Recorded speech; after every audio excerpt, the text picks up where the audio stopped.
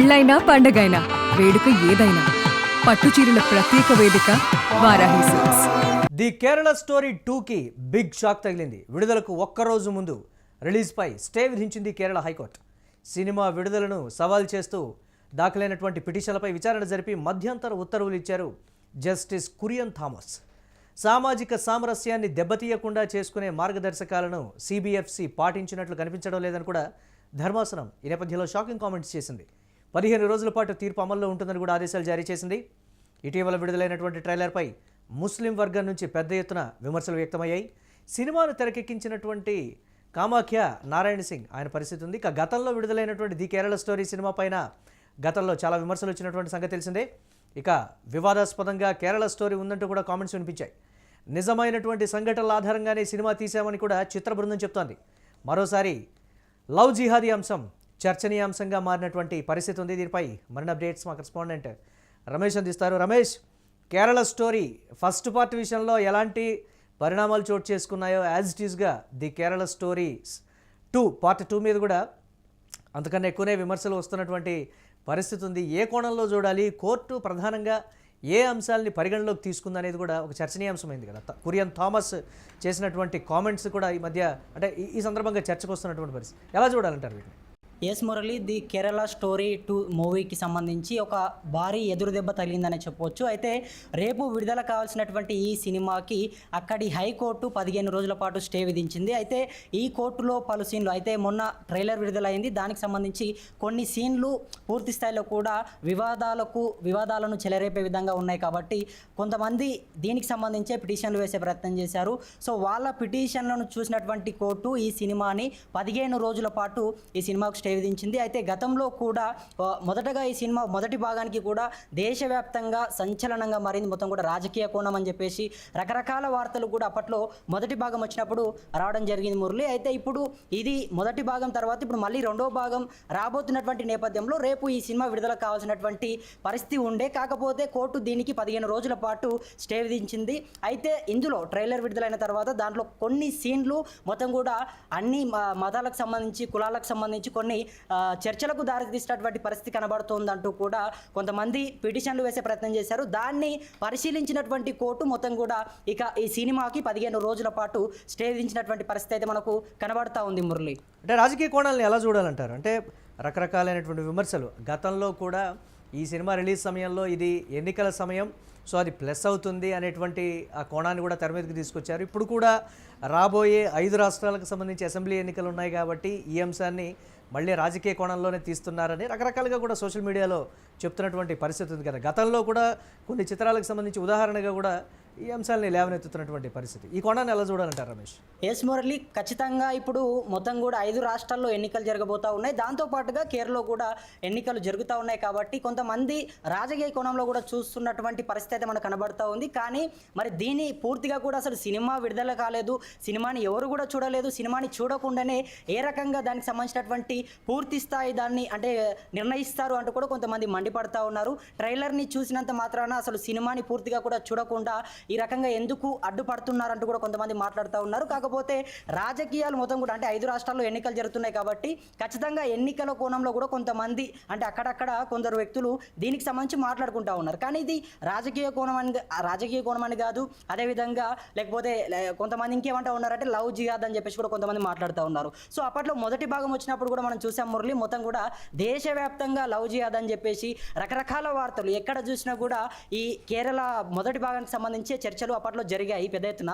So మరి ఇప్పుడు కూడా ఎన్నికలు వస్తున్నటువంటి వేళ ఒక్కసారిగా సినిమాకి ఎదురుదెబ్బ తగలడం, సినిమా విడుదల కాకముందే సినిమా మొత్తం కూడా కుల మతాలకు సంబంధించి రెచ్చగొట్టే విధంగా ఉందంటూ కూడా విమర్శలు చేయడం, అసలు సినిమా చూడకముందే సినిమాని ఎట్లా నిర్ణయిస్తారు అంటూ కూడా కొంతమంది మాట్లాడుతూ ఉన్నారు. మరికొందరు మాత్రం దీన్ని ఖచ్చితంగా కేరళ సాంప్రదాయాలను దెబ్బతీసే విధంగా ఉన్నది, కేరళలో అందరినీ కూడా కుల మతస్థులను రెచ్చగొట్టే విధంగా చేస్తూ ఉన్నారంటూ కూడా ప్రధానంగా ఒక మత వాస్తవ పరిస్థితులు రమేష్, వాస్తవ పరిస్థితుల ఆధారంగానే మేము తీస్తున్నాం, ఎక్కడా కూడా ఇది కల్పితం కాదు, వాస్తవ పరిస్థితులనే మేము ప్రతిబింబిస్తున్నాం అనేటువంటి కోణాన్ని చెప్తున్నప్పటికీ కూడా దీని మీద కూడా డిస్కషన్ నడుస్తుంది కదా రమేష్. దీన్ని ఎలా Yes, చూడాలి మురళి. Yes, నిర్మాతలు yes, ఖచ్చితంగా అయితే మీరు అన్నట్టుగానే వాళ్ళు సినిమా బృందానికి సంబంధించి వాళ్ళంతా కూడా చెప్తా ఉన్నారు, మేము వాస్తవ పరిస్థితులని కొన్ని సంఘటనలు అంటే జరిగినటువంటి సంఘటనలు తీసుకొని మాత్రమే సినిమాని తీసాము.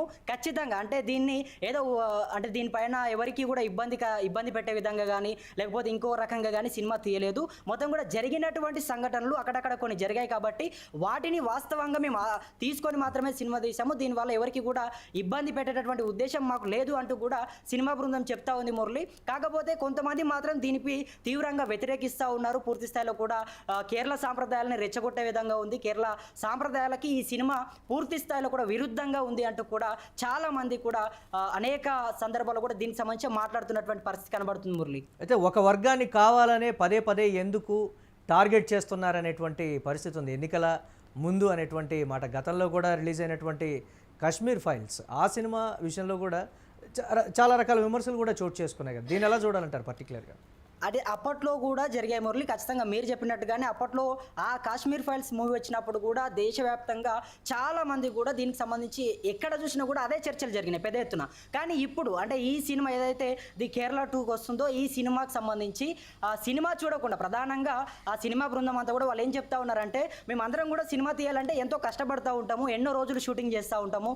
సో అనేకమైనటువంటి సవాళ్ళను ఎదుర్కొని సినిమాని తీసిన తర్వాత చివరి ఘట్టానికి వచ్చిన తర్వాత సినిమా విడుదలయ్యే ముందు అంటే మరి కాసేపట్లో మరికొన్ని గంటల్లో సినిమా విడుదలైతా ఉంది అనేటటువంటి నేపథ్యంలోనే ఒక్కసారిగా కోర్టు స్టే విధించడంతో వాళ్ళంతా కూడా ఒక్కసారిగా నిరాశ పాలైనటువంటి పరిస్థితి. మేమందరం కూడా కష్టపడి అంటే సినిమా బృందం అంతా కూడా అనేక రోజుల నుంచి రకరకాలుగా అన్ని కవరేజ్ చేసుకొని అన్ని సర్దుబాటు చేసుకొని సో కొన్ని గంటల సినిమాని తీసి జనాలకు చూపించాలి అనుకుంటున్నటువంటి వాళ్ళ ఉద్దేశాన్ని మొత్తం కూడా కోర్టు 15 రోజులు స్టే విధించింది. కోర్టు విధించడానికి గల కారణం ఏంటంటే అక్కడ కొంతమంది కేరళ సాంప్రదాయాలకు సినిమా పూర్తిగా కూడా విరుద్ధంగా ఉంది అంటూ కూడా వాళ్ళు చెప్పడం జరిగింది. వాళ్ళు కోర్టుని ఆశ్రయించడం జరిగింది. కానీ వాళ్ళు సినిమా చూడకుండా కోర్టు ఎందుకు ఆశ్రయించారు, కోర్టుని ఎందుకు వెళ్ళారు కోర్టు దగ్గరికి, అసలు సినిమా చూడకముందే సినిమాని ఎలా డిసైడ్ చేశారంటూ కూడా అలాగే రమేష్ సోషల్ మీడియాలో చెప్తున్నటువంటి మాట ఏంటి, అలాగే వస్తున్నటువంటి కామెంట్స్ కావచ్చు విమర్శలు కావచ్చు, ఓట్ల కోసం ఇలాంటి సినిమాలు తీసినంత మాత్రాన ఓట్లు పడేటువంటి పరిస్థితులు లేవు, వాస్తవాలన్నీ కూడా ప్రజలకు తెలుసు అనేటువంటి మాట. మళ్ళీ రాజకీయ కోణాన్ని ఇదే అంశానికి సంబంధించి ఒక వర్గం పర్టికులర్గా తెర మీదకి తీసుకొస్తుంది అని అంటే దీన్ని ఎలా చూడాలంటారు మనం? ఖచ్చితంగా ప్రజలకు అన్నీ తెలుసు. ఎందుకంటే మురళి ఇప్పుడు మనం చూస్తూ ఉంటాం, ఎన్నికలు వచ్చినప్పుడు ప్రజలు కూడా చాలా చైతన్యవంతం అయిపోయారు, వాళ్ళు కూడా అప్డేట్ అయిపోయారు. ఎన్నికలని అంటే సినిమాలను చూసో ట్రైలర్స్ని చూసో లేదంటే పాటలను చూసో అటువంటివి చూసి ఓట్లు వాళ్ళు వేసేటటువంటి ప్రసక్తి అయితే లేదు. ఖచ్చితంగా ప్రజలు వాళ్ళ ఓట్లని వాళ్ళు ఎవరైతే ప్రజాస్వామ్యంగా ఎవరైతే మనకు అభివృద్ధి చేస్తారో ఎవరైతే మన కష్టాలను గుర్తిస్తారో వాళ్ళకు మాత్రమే మనము ఓటు వేయాలి అని చెప్పేసి ప్రజలందరూ కూడా భావిస్తూ ఉన్నారు. కాకపోతే మీరు చెప్పినట్టుగానే దీనికి సంబంధించి ఇప్పుడు ఎన్నికలు రాబోతూ ఉన్నాయి కాబట్టి మరి ఎన్నికల వేళ ఈ సినిమా నిజంగా రిలీజ్ కావడం అనేది ఖచ్చితంగా కొంతమందికి సినిమా పైన ఎంతో కొంత ప్రభావం పడనుంది. సినిమా చూసి కూడా కొంతమంది ఓట్లు వేస్తారు కావచ్చు అనేటువంటి కొన్ని ప్రశ్నలు కూడా వెల్లువెత్తుతూ ఉన్నాయి మురళి. ఫైనల్గా ది కేరళ స్టోరీస్ 2 సరే కొన్ని రోజుల తర్వాత అయినా విడుదలయ్యేటువంటి పరిస్థితి ఉంటుంది. విడుదలైన తర్వాత ఎలాంటి ఇంపాక్ట్ చూపిస్తుంది అనే ఒక ప్రధానమైనటువంటి ప్రశ్న రమేష్ ఎలా ఉండబోతుంది అంటారు? ఎస్ మురళి, అయితే ఖచ్చితంగా ఇప్పుడు 15 రోజుల పాటు అయితే కోర్టు స్టే విధించింది. 15 రోజులు సినిమా విడుదలయ్యేటటువంటి అవకాశం లేదు. కానీ అంటే మధ్యలో మళ్ళీ సినిమా బృందం ఏమైనా కోర్టుని ఆశ్రయిస్తారా లేకపోతే వెళ్తారా? ప్రస్తుతానికి అయితే కోర్టు పూర్తి స్థాయిలో కూడా సినిమాని ఆపేసింది. అంటే చిత్ర బృందం సుప్రీంకోర్టుకు వెళ్ళేటువంటి ఆలోచనలో ఉంది అని కూడా చెప్తూ ఉన్నారు కదా. అక్కడ నుంచి ఏమైనా ఈ సినిమాకి సంబంధించి రిలీజ్కి సంబంధించి క్లియరెన్స్ తెచ్చుకునే ఛాన్సెస్? ఎస్ మురళి, వాళ్ళు కూడా వెళ్ళే అవకాశం ఉంది ఖచ్చితంగా. ఎందుకంటే వాళ్ళు అన్ని రోజులు వాళ్ళంతా కూడా కష్టపడి అందరూ కూడా ఏకమై ప్రతి ఒక్కరు కూడా సినిమా తీయాలంటే ఒక చిన్న సాంగ్ తీయాలంటేనే ఎంతో కష్టపడుతూ ఉంటారు. అటువంటిది ఒక సినిమా తీయాలంటే చాలా కష్టాలు ఎదురవుతాయి. సో అటువంటి వాళ్ళు సినిమా బృందం అందరూ కూడా ఖచ్చితంగా దీనిపైన కోర్టుని ఆశ్రయించే అవకాశం ఉందని చెప్పుకోవచ్చు. కొన్ని వార్తలు కూడా వస్తూ ఉన్నాయి మురళి, త్వరలోనే వాళ్ళు కోర్టును వెళ్తారు, కోర్టుకు వెళ్ళి కోర్టుని ఆశ్రయించి వాళ్ళకి జరిగినటువంటి అన్యాయాన్ని చెప్పుకుంటారంటూ కూడా వాళ్ళు మాట్లాడుతూ ఉన్నారు. మరికొందరు మాత్రం అసలు కోర్టు ఈ సినిమా చూసిందా లేదా అంటే కోర్టు ఏ రకంగా చెప్పిందంటూ కూడా కొంతమంది అక్కడక్కడ ప్రశ్నిస్తున్నటువంటి పరిస్థితి. కాకపోతే మరి కోర్టు ఈ సినిమాని చూసిందా లేదా అనేది పక్కన పెడితే మొత్తం కూడా ఈ విడుదలైనటువంటి టీజర్కి సంబంధించే పూర్తి స్థాయిలో కూడా అనేకమైనటువంటి ప్రశ్నలు రావడం, సోషల్ మీడియాలో సంచలనంగా మారడం. ఆ మొదటి భాగం వచ్చినప్పుడే దేశవ్యాప్తంగా లవ్ జిహాద్ అని చెప్పేసి లవ్ జిహాద్ గురించి కూడా మనం మాట్లాడుకుంటే రకరకాలుగా మొత్తం కూడా కొంతమందిని ట్రాప్ చేసి ఒక మతాన్ని ఉద్దేశించి ప్రధానంగా ఒక మతాన్ని ఉద్దేశించి వాళ్ళు అక్కడ చిత్రీకరించారు కొన్ని భాగాలు, అంటే కొన్ని సీన్లు చూడనటువంటివి, అంటే మొత్తం కూడా విరుద్ధంగా ఉన్నాయి, కేరళ సాంప్రదాయానికి విరుద్ధంగా ఉన్నాయి అంటూ కూడా వాళ్ళు మండిపడ్డారు. తర్వాత మరి ఇప్పుడు ఈ సినిమా ఖచ్చితంగా విడుదల అవుతుందా లేదా అనేది అయితే ఒక పెద్ద ప్రశ్నార్థకంగా మారింది. కేరళ మొత్తం కూడా కేరళలో ఉన్నటువంటి సినీ ప్రేమికులంతా కూడా ఈ సినిమా వస్తుందని చెప్పేసి కొంతమంది అనుకున్నారు. కాకపోతే ఈ సినిమా రేపు విడుదలయ్యేటటువంటి అవకాశం ఉండే, కానీ కోర్టు ఇప్పట్లోనే దీనికి పూర్తిగా కూడా 15 రోజుల పాటు స్టే విధించింది. Murali right, thanks for updates Ramesh. ఇక ది కేరళ స్టోరీస్ 2కి బిగ్ షాక్ తగిలింది. విడుదలకు ఒక రోజు ముందు రిలీజ్పై స్టే విధించింది కేరళ హైకోర్టు. సినిమాను విడుదలను సవాల్ చేస్తూ దాఖలైనటువంటి పిటిషన్లపై విచారణ జరిపి మధ్యంతర ఉత్తర్వులు ఇచ్చారు జస్టిస్ కురియన్ థామస్. సామాజిక సామరస్యాన్ని దెబ్బతీయకుండా చేసుకునేటువంటి మార్గదర్శకాలను సిబిఎఫ్సి పాటించినట్లు కనిపించలేదని కూడా ధర్మాసనం కీలక కామెంట్స్ అయితే చేసింది. 15 రోజుల పాటు తీర్పు అమల్లో ఉంటుందని కూడా ఆదేశాలు ఇచ్చింది. ఇటీవల విడుదలైనటువంటి ట్రైలర్పై ముస్లిం వర్గం నుంచి పెద్ద ఎత్తున విమర్శలు వ్యక్తమయ్యాయి. సినిమాను తెరకెక్కించారు కామాఖ్య నారాయణ సింగ్. గతంలో విడుదలైనటువంటి ది కేరళ స్టోరీ సినిమా పైన పలు విమర్శలు అయితే వచ్చాయి. ఇక కేరళ స్టోరీ వివాదాస్పదంగా ఉందంటూ కూడా కామెంట్స్ అయితే వినిపించాయి. నిజమైనటువంటి సంఘటనల ఆధారంగానే సినిమా తీశామని కూడా చిత్ర బృందం చెప్తున్నప్పటికీ మరోసారి లవ్ జిహాద్ అంశం అయితే చర్చనీయాంశంగా మారింది.